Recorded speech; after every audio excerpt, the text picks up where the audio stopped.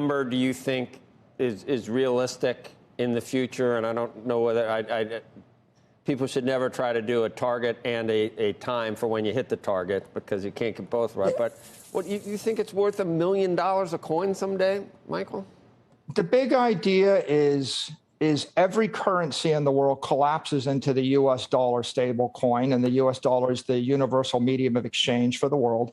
And people seeking a long-dated store of value asset, a synthetic asset, they start to demonetize that second investment property, and they demonetize gold, and they demonetize an equity index. So what do I expect? I expect that Bitcoin, if it doubles every year at the end of the decade, it will have flipped gold, and then it'll flip monetary indexes, a little bit of bonds, a little bit of real estate, a little bit of equity, and emerges as a $100 trillion asset class. So 100x where it is right now. And when we get there, it'll be 5 to 7% of the worldwide economy.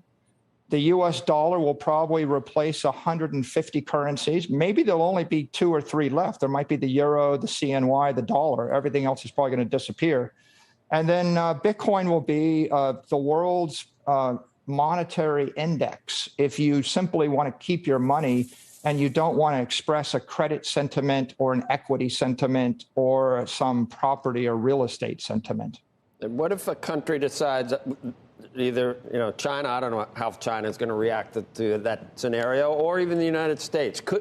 Is it unstoppable, or getting to that point you just described, does it depend on what happens with very powerful central governments? I think Bitcoin is unstoppable as digital property. I think what you're going to see is 3 classes of countries. The communist countries that don't give you property rights won't, like North Korea or Cuba, won't let you own anything. They'll probably ban it. The countries that have weak currencies will have capital controls. They will let you own it, but they don't want you to exchange it or trade it. It's not illegal to own Bitcoin in China. They just don't want you moving billions of dollars out of their economy. You see a collapse of currencies like Argentina, the peso is 200 to 1. In Turkey, you see the lira is 11. It used to be 1.5 15 years ago. So the weak currencies will have capital controls. They'll let you own it as property. And of course, in the Western nations where they have strong currencies in the US dollar, of course, it's going to be deemed property. You'll pay capital gains tax on it when you sell it.